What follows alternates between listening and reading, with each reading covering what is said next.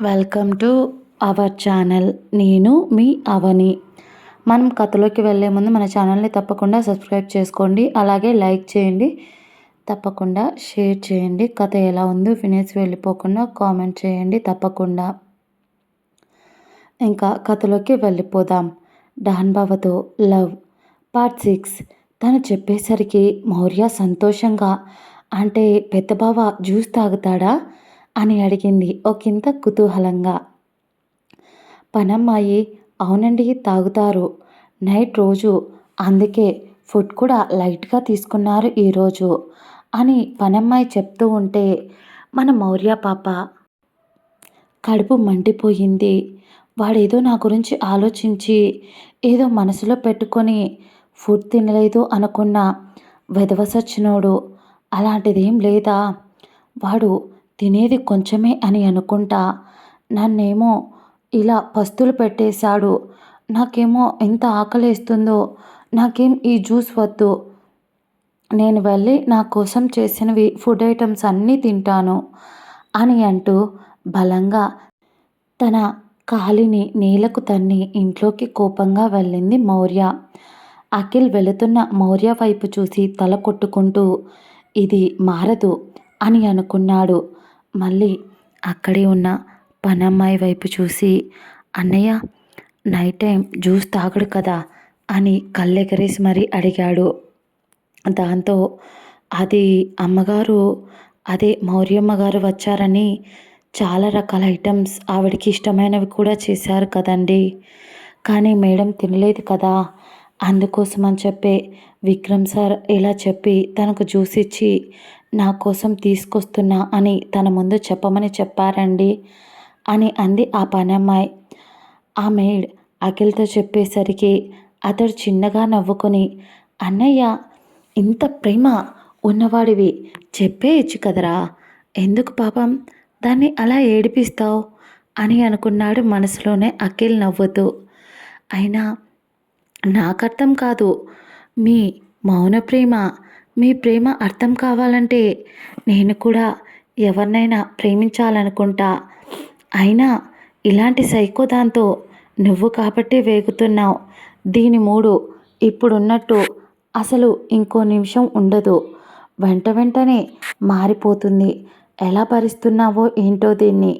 నీ ఫ్యూచర్ తలుచుకుంటే నాకు భయం వేస్తుందిరా అని అనుకుంటూ అయినా నీకైతే మౌర్య ఓకే, మరి నా సంగతి ఏంటో నేను ఆలోచించుకోవాలి.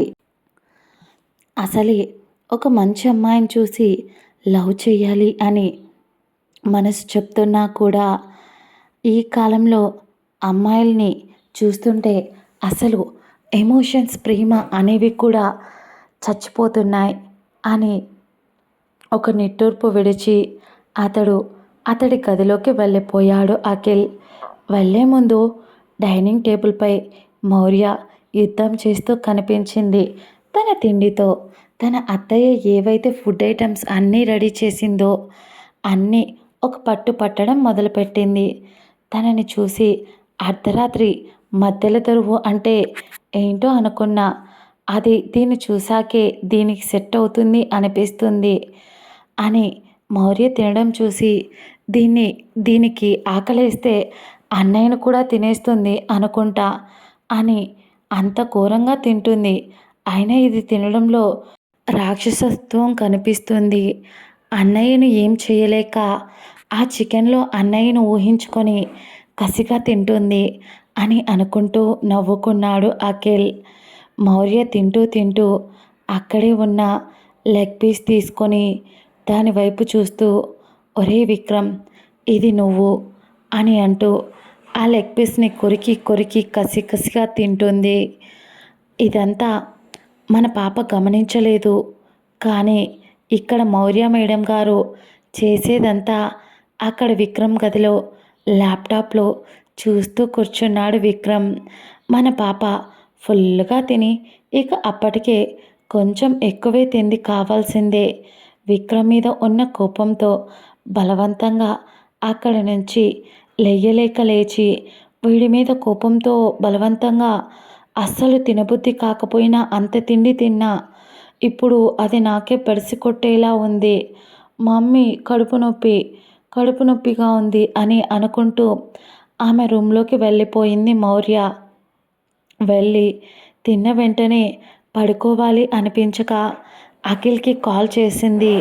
కానీ అఖిల్ అప్పటికే నిద్రపోతూ నిద్రమత్తులోనే కాల్ లిఫ్ట్ చేశాడు. ఏంటి ఇలా పడుకున్నానో లేదో అప్పుడే సాగు తప్పుతున్నావేంటే అన్నాడు. అతడు మౌర్య కొంచెం చిరాక, ఒరే ఫుల్లుగా తిన్నా మీ అన్నయ్య మీద ఉన్న కోపంతో ఇప్పుడేమో అది అరిగేంత వరకు నాకు నిద్ర వచ్చేలా లేదురా, అలా నైట్ వాక్ పోదాం రారా అని అంది మౌర్య. అఖిల్ కొంచెం కోపంగా, ఒసే మెంటల్ మొహమా, ఈరోజుతో హాలిడేస్ అయిపోయాయి కాలేజ్కి. ఈరోజు మార్నింగ్ కూడా నీకోసం అని చెప్పి రైల్వే స్టేషన్కి రావాలి అని మమ్మీ నన్ను మార్నింగ్ లేపేసింది త్వరగా. అలాంటిది ఇప్పుడు ప్రశాంతంగా పడుకున్నానో లేదో మళ్ళీ ఇలా చావ తప్పుతున్నావు. వెళ్ళి అక్కడ మీ ఆయన ఆఫీస్ వర్క్ చేసుకుంటూ ఉంటాడు, పోయి రొమాన్స్ చేసుకోపోయే, తినింది అరిగిపోతుంది వెంటనే అని కోపంగా అరిచి మరీ చెప్పాడు. మౌర్య కోపంగా, లేదు నేను వాడితో మాట్లాడను పోరా, అస్సలు మాట్లాడను. అయినా నీ అన్నయ్యతో మాట్లాడేలా ఉంటే నీకెందుకు కాల్ చేస్తాను బే, ఎంచక్కా వెళ్ళి వాడి ఒడిలో కూర్చొని నువ్వు అన్నట్టే వాడితో రొమాన్స్ చేసి ఈ పాటికి నిన్ను బాబాయిని చేసేదాన్ని అని ఆమె సిగ్గుపడుతూ చెప్పేసరికి, ఒసేయ్ నన్ను వదిలేయవే, క్షమించి, నాకు నిద్ర వస్తుంది, కింద ఎవరో ఒకరు ఉంటారు, వెళ్ళి వాళ్ళతో మీటింగ్ పెట్టుకోపోవే, నాకైతే నిద్ర వస్తుంది.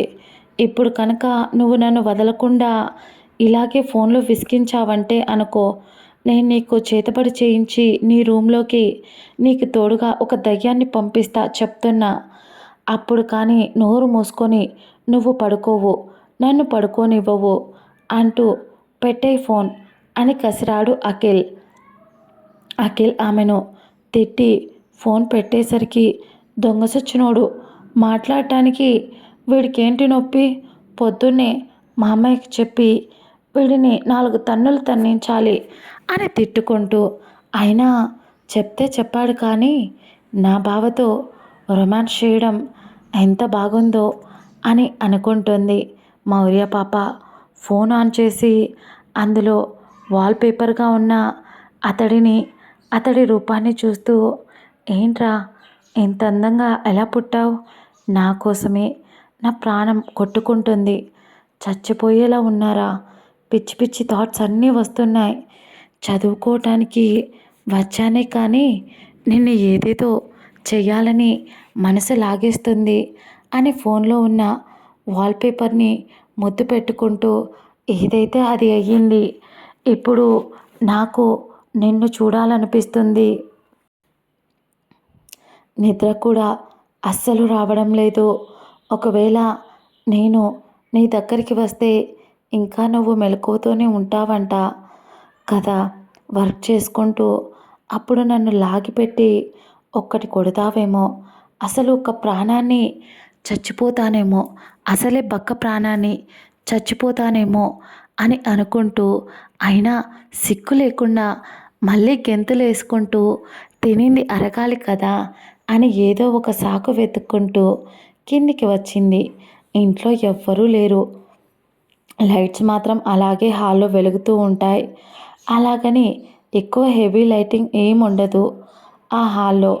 ఎవరైనా ఉంటే ఖచ్చితంగా కనిపిస్తుంది. వెళ్ళి హాల్లో ఎవ్వరూ లేకపోయేసరికి అందరూ నిద్రపోయారు.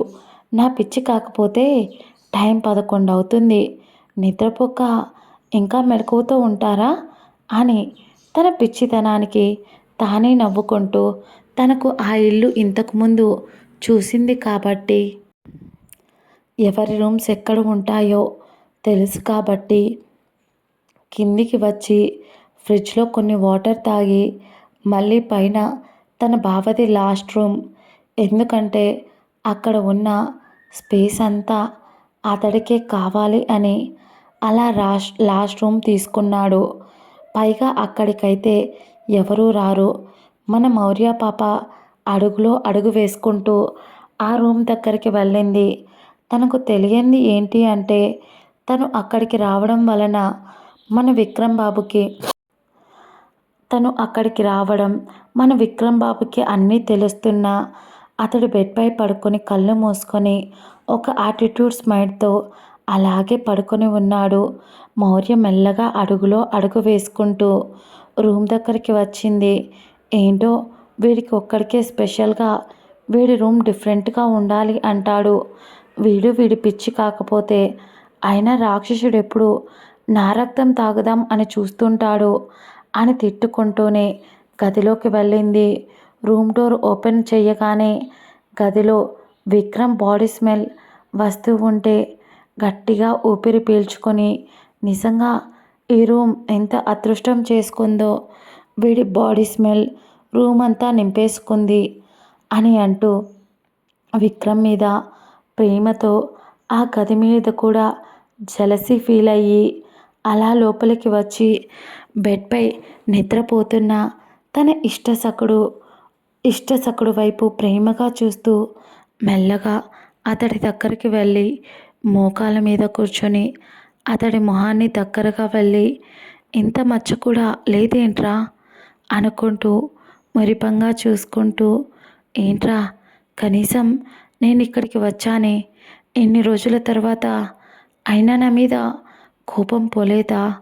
అయినా అంత పెట్టి చేసావేంట్రా? ఎప్పుడు చూడు నీకు నువ్వు ఒక్కసారైనా నా కోసం తగ్గావా? లేదు కదా. అలాంటప్పుడు నేను మాత్రం ఎందుకు కామ్గా ఉండాలి? నువ్వు తిట్టినవన్నీ నేనెందుకు పడాలి? అయినా మూడో మనిషి వల్ల మన ఇద్దరి మధ్య ఎడబాటు అయినా నాకు అర్థం కాంది ఇన్ని రోజుల్లో ఒక్కసారి కూడా నువ్వు నా దగ్గరికి రాలేదు బావా. నన్ను చూడటానికి అంటే కొంపతీసి నీ ఆఫీస్లో కానీ లేదా ఇంకెక్కడైనా సిటీలో ఎవరికైనా కొంచెం మేకప్ ఎక్కువ వేసుకొని కనిపిస్తే దాని వెంట వెళ్ళిపోతున్నావా ఏంటి? చంపేస్తాన్రా అలా వెళ్ళావనుకో చెప్తున్నా అని అలా చేస్తే అని ఆమె మనసులోనే ఆమె కొనుక్కుంటూ పిచ్చిదానిలా అతడిని తిట్టుకుంటూ అంత దగ్గరగా చూస్తుంటే మైమర్చిపోయి అలాగే ఎందుకో తెలియదు టచ్ చేయాలి అనిపించింది అతడిని. ఒకవేళ నిద్రలేస్తే చంపేస్తాడు కానీ ఏదో ఒకటి చెయ్యకుండా అయితే మనం వెళ్ళే రకం కాదు కదా అని అనుకుంటూ మెల్లగా లేచి అతడి నుదురుపై ముద్దు పెట్టి ఆమె పెదాలను ఎంత సుతారంగా ఆనించింది అంటే అతడికి తాకకుండా ఆనించి అప్పటికే పిచ్చెక్కిపోతుంటే అతడి షర్ట్ కాలర్ దగ్గర మెల్లగా కాలర్ని పక్కకి జరిపి శ్వాస తీసుకుంటూ ఏమైనా బాడీ స్మెల్లారా ఇది? పిచ్చెక్కిపోతుంది నాకు. మా నాన్నేమో నన్ను చదువుకోమని ఇక్కడికి పంపించాడు కానీ నువ్వు నువ్వు రోజు ఇలా నా ముందు కనిపించావనుకో ఏదో ఒకరోజు నేనే నిన్ను రేప్ చేసేస్తాను చెప్తున్నా అంటూ అప్పటికే ఆమెలో అతడిని చూసి ఒక సైకో బయటికి వచ్చేసరికి ఆమె డిప్ప మీద ఒకటి వేసుకొని ఏం మాట్లాడుతున్నావే పిచ్చిదానా? ఆడపిల్లవానే నువ్వు అనే సంగతి కూడా మర్చిపోతున్నావా ఏంటి?